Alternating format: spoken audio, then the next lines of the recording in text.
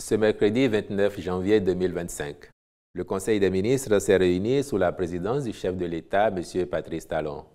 Les décisions que voici ont sanctionné la séance. Au chapitre des mesures normatives, ont été adoptés les décrets portant transmission à l'Assemblée nationale pour examen et vote du projet de loi modifiant et complétant la loi numéro 2012-15 du 18 mars 2013, modifié et complété portant code de procédure pénale, puis approbation des statuts de l'Office national d'imprimerie et de presse, ONIP. S'agissant des communications, en point 1, contractualisation pour la mise en place de la base de données sur l'enseignement supérieur. La délégation au contrôle et à l'éthique dans l'enseignement supérieur a, entre autres attributions, l'évaluation des enseignants et chercheurs du sous-secteur de l'enseignement supérieur et de la recherche scientifique. À cet effet, elle a besoin d'informations et de données fiables lui permettant d'accomplir efficacement sa mission. Pour ce faire, elle a élaboré des formulaires digitalisés en vue de collecter par elle-même certaines informations à traiter et à visualiser dans un environnement approprié. Par ailleurs, d'autres renseignements et statistiques à caractère général nécessaires à son action sont censés être disponibles dans les bases préexistantes.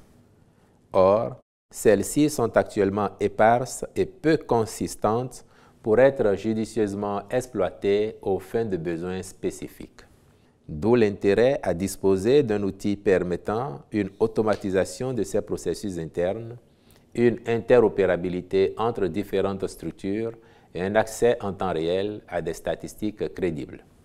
C'est pourquoi le Conseil s'est prononcé en faveur de la contractualisation avec un cabinet spécialisé pour la mise en place d'un système d'information et d'une base de données spécifique sur l'enseignement supérieur. En point 2, réalisation des études d'impact environnemental et social de certains projets du programme d'action du gouvernement. Sont concernés par les présentes études, d'une part, les projets de construction du stade départemental de type omnisport à Parakou, puis de reconstruction du stade René-Pleven de Cotonou.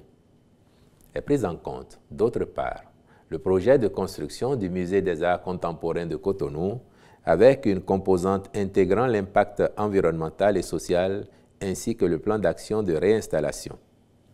À terme, leur réalisation permettra de renforcer la disponibilité en infrastructures sportives et culturelles modernes afin d'encourager la pratique du sport, en particulier chez les jeunes, et de contribuer au rayonnement culturel de notre pays. Au chapitre des rencontres et manifestations internationales, il a été autorisé la participation du Bénin à l'exposition universelle Osaka 2025 au Japon du 13 avril au 13 octobre 2025.